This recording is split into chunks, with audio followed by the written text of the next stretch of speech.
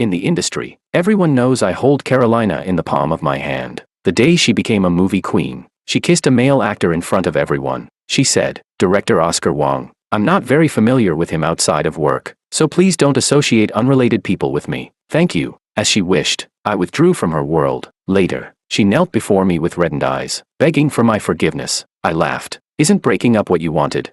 Now you've only lost your fame and fortune, but you've gained love." The spotlight shines on the award stage. In front of the crowd, a woman in a white dress gracefully walks up, with a perfect smile on her face. I am very grateful to someone who has accompanied me every step of the way to where I am today. I couldn't hide the smile on my face. The person on stage is my girlfriend. In 3 years, I have nurtured her from an unknown rookie actress to a household name and a movie queen. Loving someone is like tending to a flower. I gave her the best nutrients, and she has grown into my proudest achievement. The only thing that makes me unhappy is that my girlfriend refused my public proposal citing her career. Listening to her speech, is she finally going to make our relationship public today?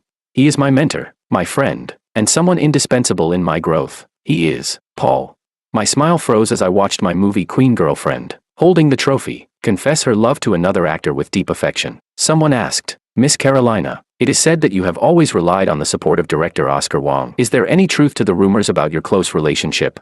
She wore an innocent smile, and firmly replied word by word, "Director Oscar Wong, I'm not very familiar with him outside of work, so please don't associate unrelated people with me. Thank you." 3 years of meticulous care and companionship, all denied by one casual sentence from her mouth. My mind was in a fog as I groggily returned home. After sitting alone for a long time, I fell asleep. The next day, I woke up and checked my phone. The number of messages was so overwhelming that it caused a lag. Although Carolina never publicly disclosed our relationship, I never hid it from my friends in the industry. Now, after this incident, they all sent their condolences. I rubbed my still red eyes and replied to each one, "Don't worry, I'm fine." I rejected my friend's suggestion to blacklist Carolina and stated that we have nothing to do with each other anymore. If we meet her in the future, just handle things professionally. After replying to the messages, I splashed some cool tap water on my face and took a deep breath. I, Oscar, have always been able to pick up and let go, love fiercely and move on ruthlessly. When I first set my eyes on Carolina, I went against my friend's advice and insisted on grooming her. Today, I accept what has happened. It's just a stumble. After falling, I can get up, dust myself off, and keep moving forward. I deleted Carolina from my contacts on WeChat and blocked all her communication channels.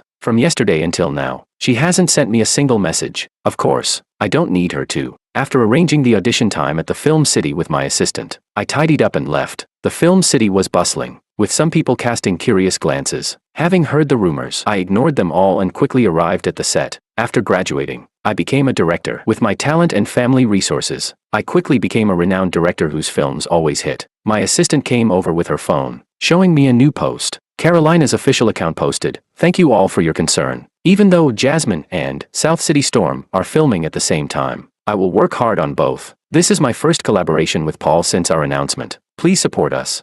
At the end of the post, she tagged the official accounts of both productions. My assistant had a subtle expression. "Jasmine is a project Carolina just accepted, and South City Storm is the film I'm currently shooting. For the past 3 years, without exception, Carolina has always been my leading actress." Her post implies that she still thinks I'll let her continue as the leading actress in South City Storm. I shrugged and told my assistant, "It doesn't matter. Let her post whatever she wants. We'll pick our actors and shoot our film." Honestly, I'm curious. Why does Carolina think that after what she said at the awards ceremony yesterday, I would still treat her as I did before?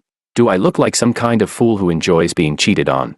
The audition for the female lead and Carolina's Facebook post were released one after another, quickly attracting a large number of sharp-nosed journalists. While I went outside for some fresh air, cameras were thrust in my face. Miss Carolina has publicly announced that she will be the female lead in South City Storm. Why is the audition still ongoing?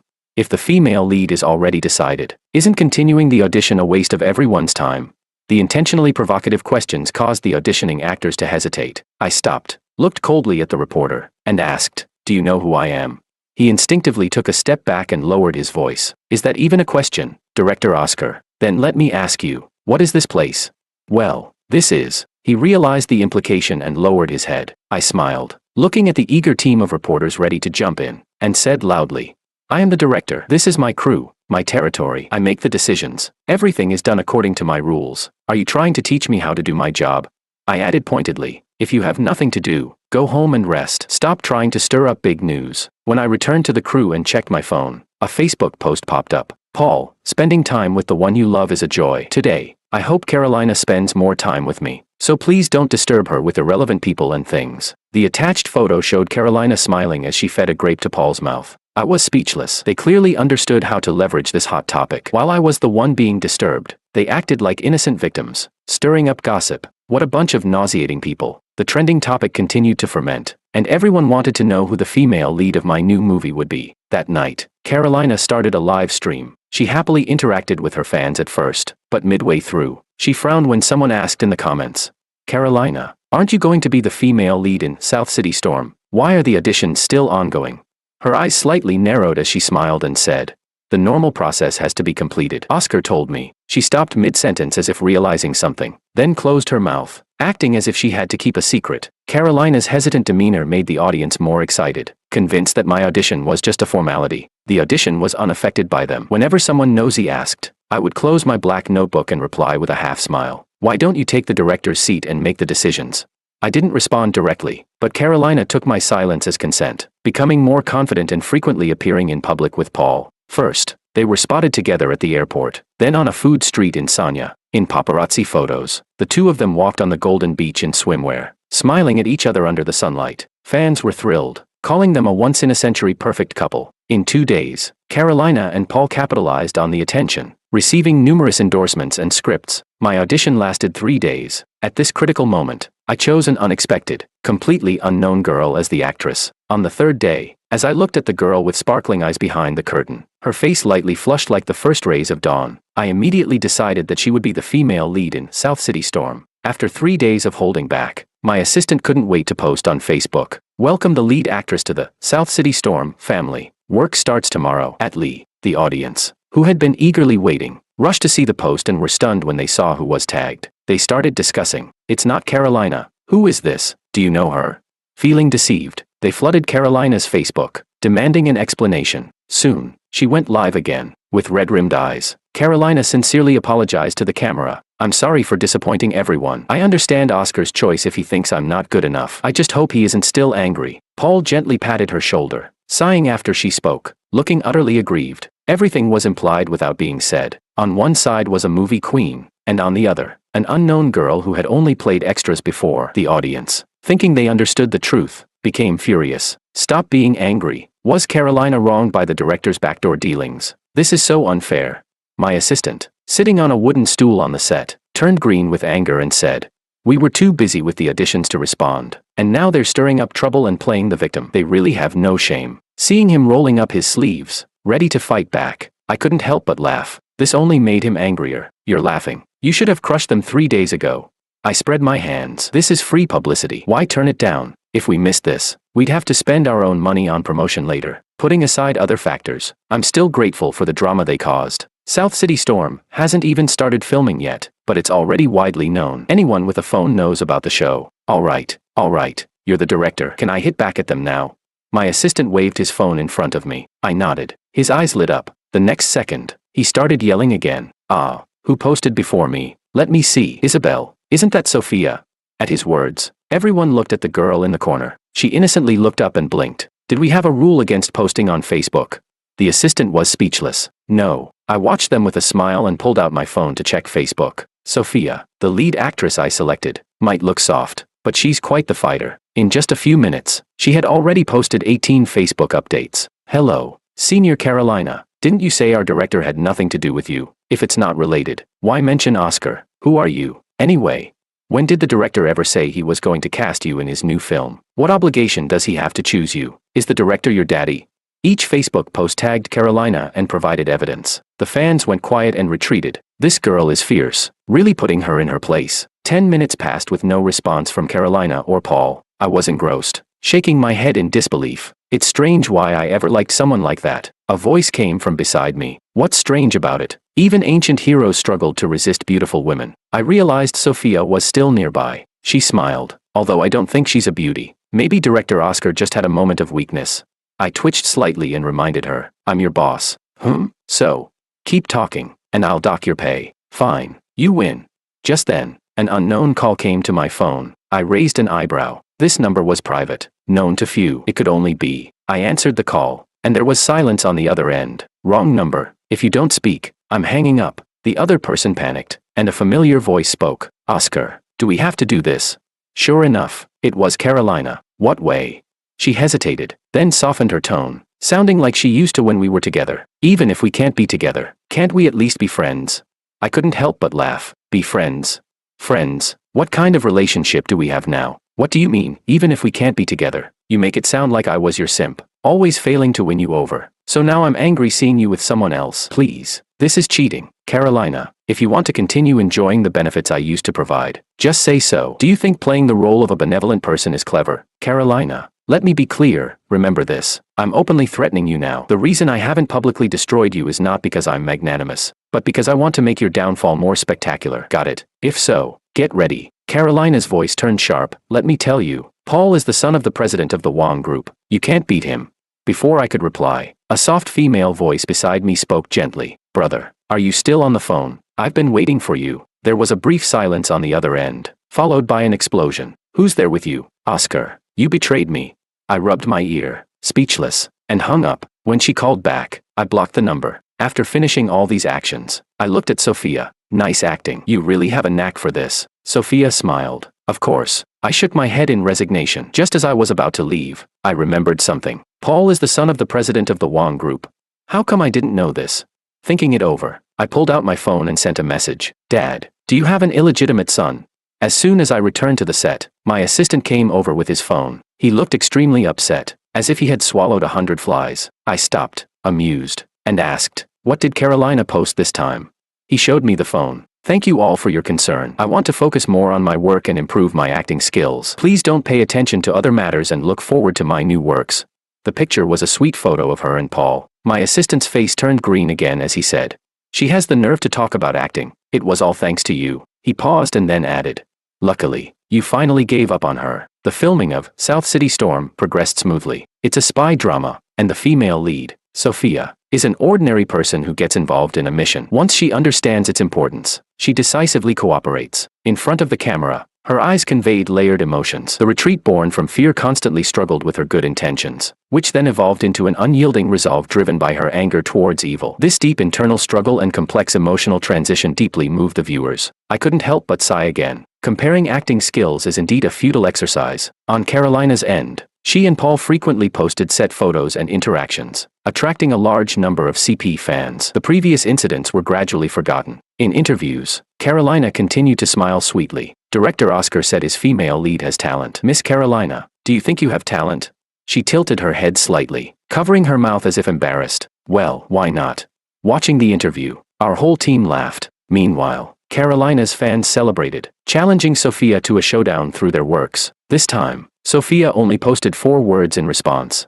As you wish. The film took 8 months to shoot, and by the time it was scheduled for release, nearly a year had passed. During this period, Carolina's fans constantly brought up the competition between the two films, generating plenty of buzz. She and Paul also frequently posted set photos, steadily growing their CP fanbase. Sophia, on the other hand, stayed focused. Every time I saw her, she was either studying her script or consulting with senior actors. Finally, the movie release day arrived, strategically planned. Both films premiered on the same day. A large audience first flocked to see Carolina's Jasmine. Reviews came in quickly. Some remained silent for a long time before tentatively asking, am I the only one who thinks it's bad? The response was immediate agreement. What kind of acting is this? The lead's face is so stiff, you'd think it was AI. She didn't capture the essence of the pure white Jasmine at all. Is this what they call a movie queen? Some stubborn CP fans defended. What's wrong with it? The chemistry between the leads is sweet. I loved it. But even this voice was soon drowned out by criticism. Meanwhile, South City Storm, the film everyone doubted from the start, made a comeback. The lead actress Sophia portrayed innocence when facing the mafia, and then displayed immense determination when taking on her mission. In the climactic scene where she sacrifices herself, her eyes turned slightly red as she declared she had no regrets. The tear that never fell vanished as she closed her eyes forever. The audience was thrilled. Prepared media accounts quickly spliced together scenes of the two actresses' performances. They titled it, "The Difference in Acting Skills Between a Movie Queen and a Newcomer." Sophia reposted her previous forward Facebook, directly responding with, "Thank you for yielding." These few words sent her new fans into a frenzy. Unquestionably, Carolina was utterly defeated in this battle. She responded with one line, "I don't think I did anything wrong." The next day, rumors emerged that Paul was the son of the Wong Group president. The person involved didn't respond directly, but instead posted photos of himself and Carolina on a luxury trip, driving a fancy car. To onlookers, this was a tacit acknowledgement. Carolina's crisis was quietly diverted, and CP fans affectionately started calling Paul the Crown Prince and Carolina the Crown Princess. These titles were so cringeworthy that I felt like digging a hole and disappearing. I turned to see my most talkative assistant and Sophia, both looking mildly worried. Sophia asked, "Is his father really the president of the Wong Group? Are we going to be beaten just because they bring in the big guns?" I couldn't help but laugh as I reassured them. "Don't worry, I know President Wong. He's got a good temper and wouldn't do such a thing." As soon as I finished speaking, my phone rang. I walked to the corner and answered. A robust voice started yelling on the other end. "Are people blind nowadays? How do I look anything like him? You brat. Why didn't you tell me about this sooner? No wonder you asked if I had an illegitimate child last time. I can't believe my good intentions were taken for granted. If I had known it would come to this, I would have put my foot down earlier." The voice was so loud it made my ears itch. I held the phone away and rubbed my ear while he continued ranting. "No way. I'm going to prove it on Facebook right now." I quickly stopped him. "Hey, Dad, wait, don't rush. I have a plan." The old man was even more annoyed. "What plan? Don't you see they're starting to slander you?" I fell silent. The public opinion was intense, and those people were attacking the South City Storm crew just to support their so-called crown prince. It seemed even a passing dog would get cursed. I softened my tone. "Don't worry, I won't let myself suffer." The old man wasn't happy. "You better not. If you can't handle it, come home. You could have just taken it easy, but you had to be a director." He muttered a few more complaints and then hung up. I looked at my phone, a smile slowly forming. Meanwhile, Carolina, taking advantage of the situation, secured several more scripts and endorsements. Curious people calculated their schedules, noting that they were fully booked for the next year. My phone buzzed with a message from an unknown number. "See, I told you I chose the right person." I could almost see Carolina's smug face through the screen. I replied, "The higher you climb, the harder you fall." After sending the message, I immediately blocked the number, almost as if to spite me. As soon as I announced our new film would be a historical drama genre, Carolina immediately declared she had taken on a role in a historical drama too. Sophia hugged her script to her chest. She earnestly promised, "I won't let you lose. Just focus on the filming. I chose you for your talent." I paused my signing. "Don't worry about anything else." "Got it, boss." The girl smiled, waved her fists in the air, and turned to leave. True to her word, Sophia devoted herself to the filming even more seriously. Yet, she still found joy in engaging with others. Posting a behind-the-scenes clip. In the scattered fragments, she sat on a couch in a white plush cloak, her gaze filled with weakness and confusion. As the wind blew, her brow furrowed slightly, as if endless thoughts of longing were being pulled away from her. Her almond-shaped eyes narrowed, and she raised her hand as if to grasp something. At that moment, her consciousness faded with the wind, and her hand fell after a gentle grasp at the void. In the comments, Sophia's personality was completely different from her noble and cool demeanor in the clip. She didn't hide her intentions and directly tagged Carolina. She wrote, "Senior, are you working hard on your filming today, striving to match your example?"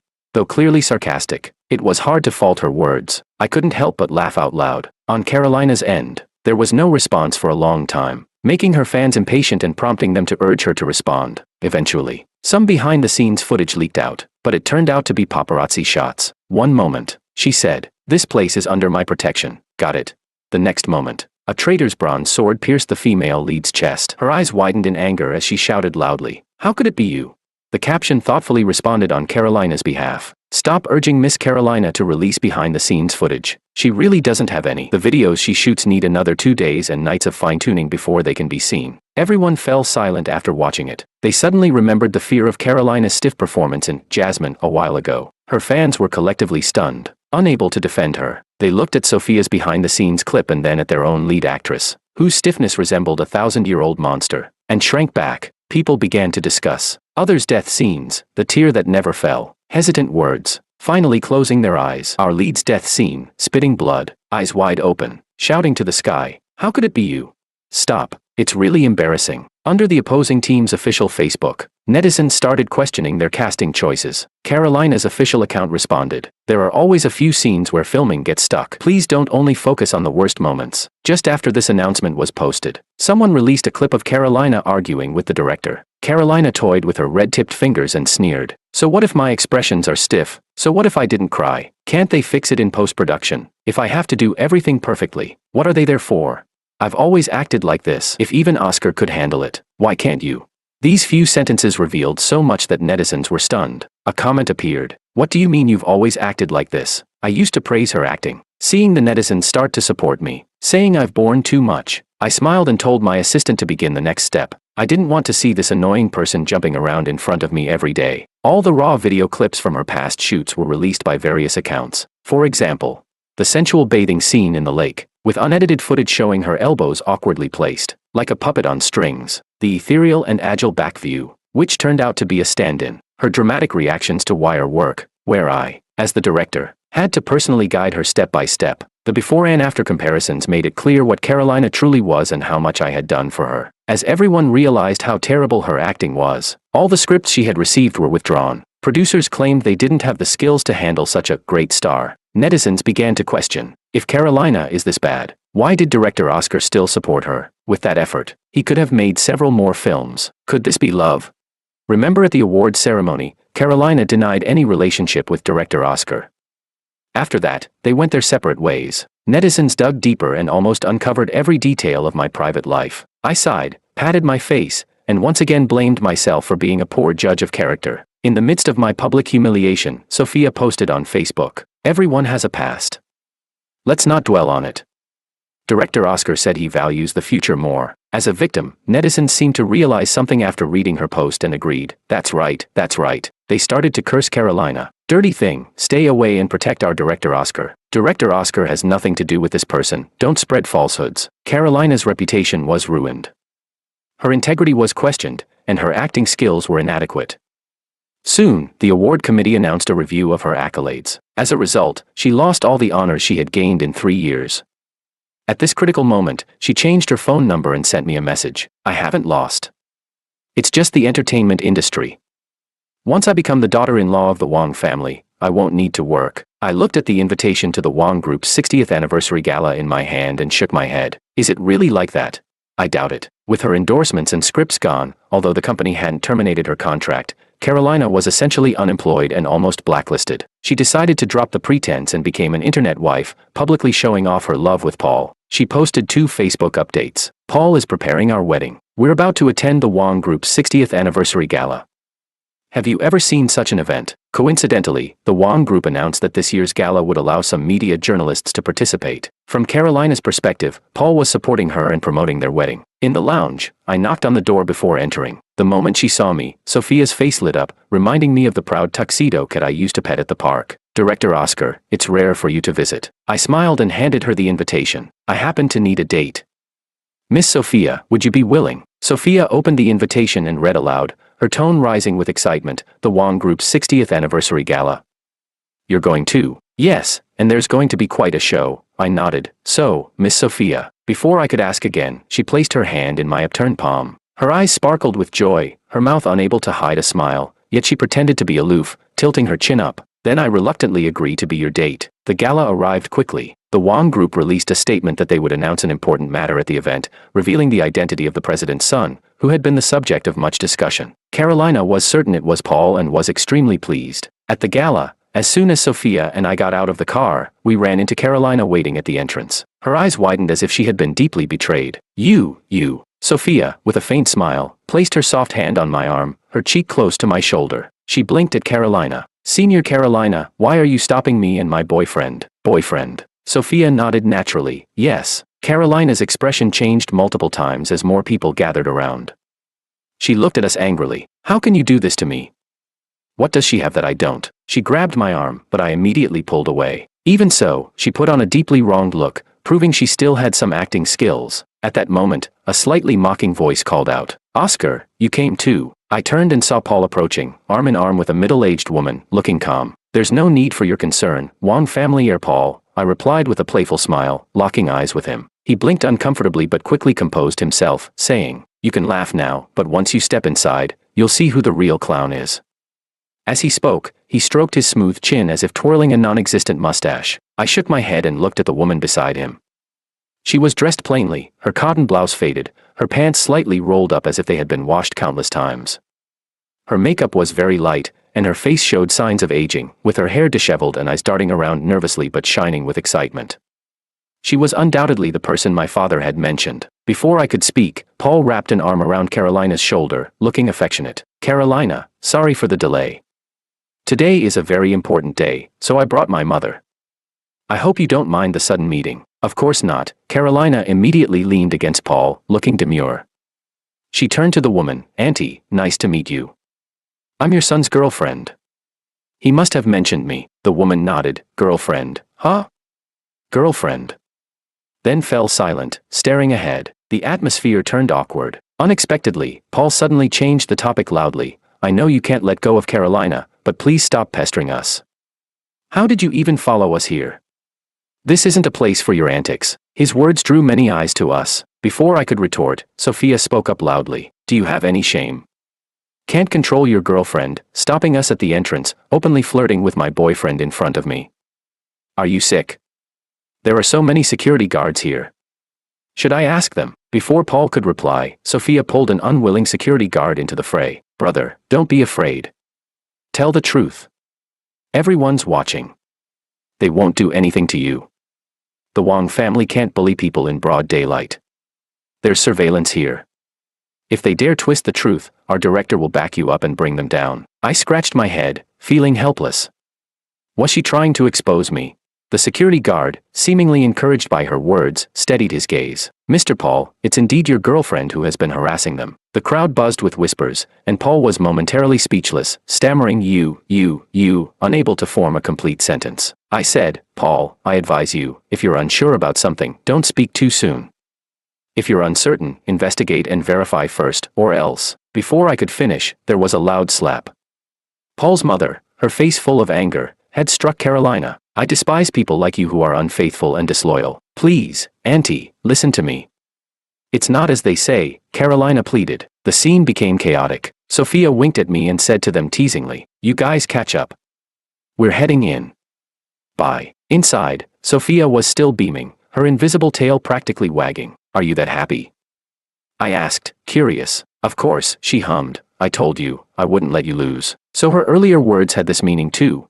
I couldn't help but smile, gently tapping her head. What are you thinking about all the time? She pouted slightly, holding her head, but quickly smiled again. We gradually moved away from the chaos, walking further and further away. Hey, I said you were my boyfriend just now. You won't be mad, right? No. The gala soon began. From afar, I saw Carolina looking disheveled, her face bearing a handprint. But she seemed to have calmed down, sitting with a cold expression next to Paul and his mother. Paul sat in the middle, looking hopeful despite his melancholy, while Carolina blushed and stared at her phone. Moments later, I received a text message. How could you humiliate and betray me like this, Oscar? Do you have no heart?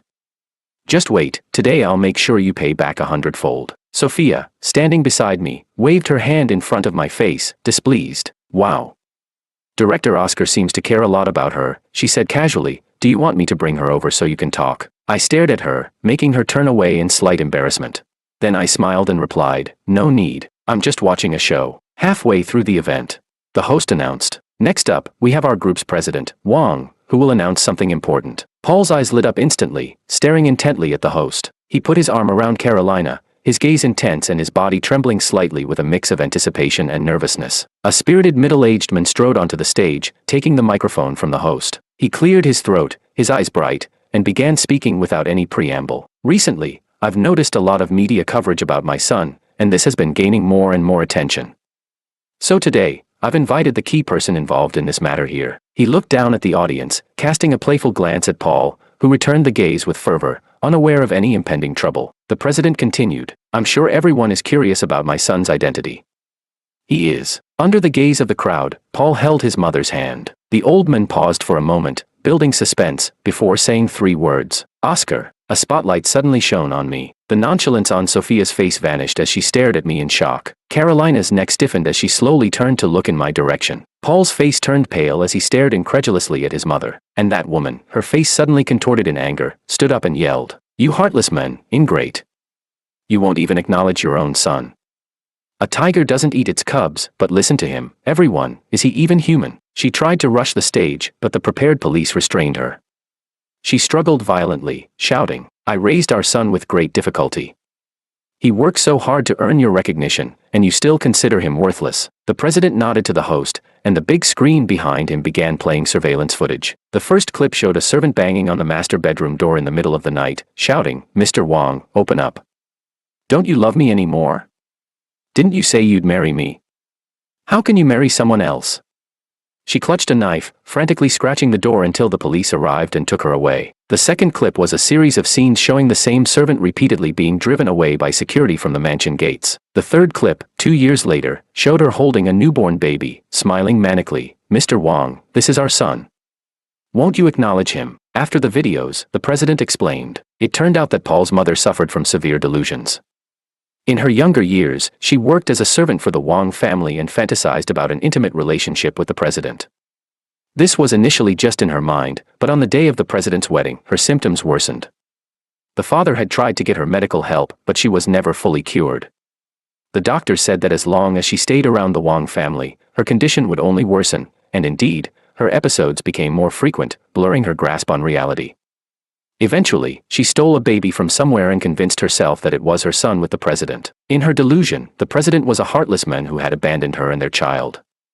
She raised her son with the belief that he would one day prove himself, and she instilled these ideas in him from a young age, leading Paul to firmly believe in this false reality, resulting in today's farce. The president also presented a paternity test report and a series of medical records and diagnoses. The crowd murmured, casting strange looks at Paul and Carolina. I thought Paul was the heir to the group, but who would have thought he was a clown? Carolina can't act. What will she do now? Resort to selling sob stories. Paul's face turned ashen, his lips trembling, unable to say a word. Carolina looked at me with a mix of resentment and regret. Staring motionlessly, I smiled, slowly stood up, and walked to the stage. Hello everyone. Tonight I'd like to introduce myself with a new identity. I am Oscar, the legitimate son and the only son of President Wong. I urge those with mental health issues to seek treatment as soon as possible. Now, please, leave. I pointed to the door. Do I need to personally escort you out? The group was thrown out amidst gasps and whispers. The woman, who had been cursing and struggling, suddenly went silent when Paul slapped her. Tears filled her eyes. The doors closed again, and tonight was my night. The party had ended. Sophia went to the restroom, leaving me to wait for her by the door. As I stepped outside, I saw Carolina rushing over and kneeling in front of me. Her eyes were bloodshot, like she was clutching at her last lifeline. Oscar, you still love me, right? Can we get back together? I was wrong. Please, let us go back to how we were. I truly know I was wrong, and I won't ever do it again. Wasn't breaking up what you wanted? Now you've just lost your reputation, but you've gained love. Carolina, for 3 years, I nurtured a flower. I painstakingly fertilized, watered, and protected it from pests every day. It bloomed beautifully, thinking this was its natural state, but it forgot that it was its roots absorbing the nutrients, and the one nourishing those roots was me. One day, it was cut from the stem and taken away. It was proud, thinking it had finally escaped its ugly roots and could reach greater heights, but it forgot that without its roots, it couldn't survive long. Carolina, I despise you. But don't get me wrong, I don't hate you for betraying me. I hate your betrayal for being so foolish. Your foolishness made me look incredibly foolish. How could I have been so blind to nurture such a weed? Sophia emerged just in time, suddenly clinging tightly to my arm, speaking in a mocking tone. Why is my sister kneeling, now that she can't be Mrs. Wong? Is she here to find a sugar daddy? I lifted my eyes slightly and glanced at Carolina, then turned and walked away with Sophia. She froze, staggering to her feet. She tried to follow me, but the security quickly restrained her. A desperate scream echoed behind me. Oscar, look at me.